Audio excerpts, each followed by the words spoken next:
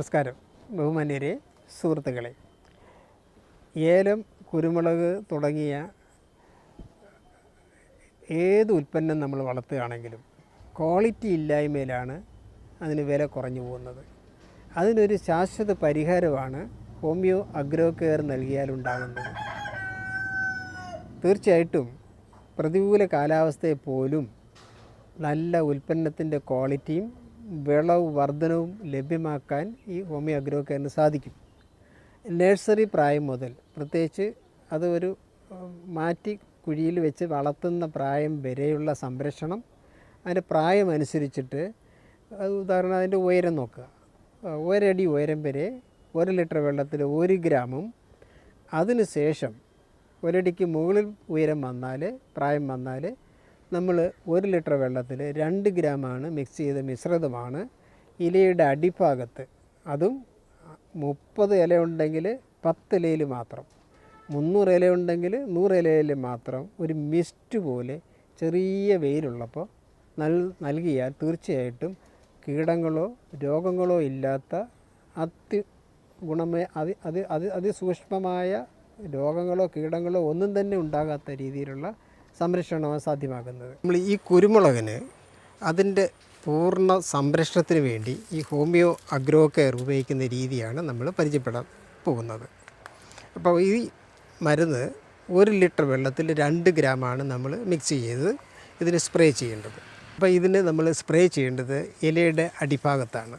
അപ്പോൾ ചെറിയ തോതിൽ ഒരു സപ്പോർട്ട് എങ്ങനെ ചെയ്തിട്ട് ജസ്റ്റ് അത്ര മതി. എന്നിട്ട് വളരെ സ്പീഡിൽ ഒരു മിസ്റ്റ് പോലെ ഇതുപോലെ കംപ്ലീറ്റ് കുളിപ്പിക്കുന്നത്. സാധാരണ ഇതിന് കെമിക്കൽ അടിക്കുമ്പോൾ കുളിപ്പിച്ചടിക്കും, ഇതിൻ്റെ ഒരു ആവശ്യമില്ല. കണ്ടില്ലേ, ഒരു പുക, ഇങ്ങനെ ഒരു പുക പോവുക, അത്രമാത്രം വേണ്ടിയുള്ളൂ. അപ്പം നമ്മളിപ്പോൾ ആകെയുള്ള ഒരു ഇലയുടെ 1/3 ഭാഗം നമ്മളിപ്പോൾ മൊത്തം എണ്ണിയിട്ടില്ല, പക്ഷേ നമ്മുടെ കണ്ണ് അളന്നു എത്രയാണെന്ന്, ഇത്ര മാത്രം മതി. ഈ മരുന്ന് പ്രയോഗം കൊണ്ട് ഇനി ഇപ്പം അടുത്ത പ്രാവശ്യം ചെയ്യേണ്ടത് 1 മാസം കഴിഞ്ഞിട്ട് ചെയ്താൽ മതി. അതുവരെ ഇതിൻ്റെ ഗുണം കിട്ടും. പിന്നെ ഇത് മാർജിനൽ ട്രിപ്സ് എന്ന് പറഞ്ഞിട്ട് ഒരു രോഗമാണ്.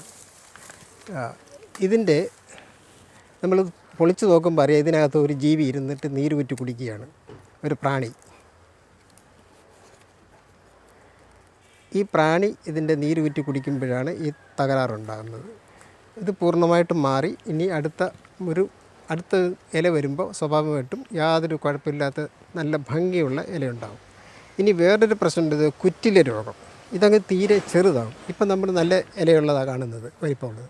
കുറച്ചുകൂടി ചിലപ്പോൾ ഈ ചില കുറ്റില രോഗം ബാധിച്ചു കഴിഞ്ഞാൽ എല്ലാം ഇതിൻ്റെ പകുതിയായിട്ട് ചുരുങ്ങും.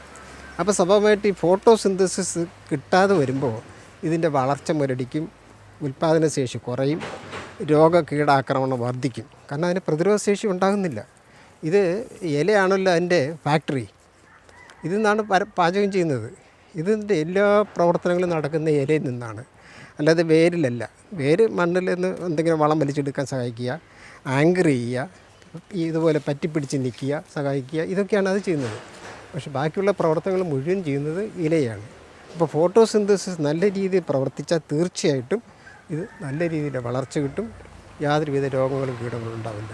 ഈ നാമ്പിലൊക്കെ വന്നിട്ട് സാധാരണ ഇതിൽ പുഴു തിന്നും.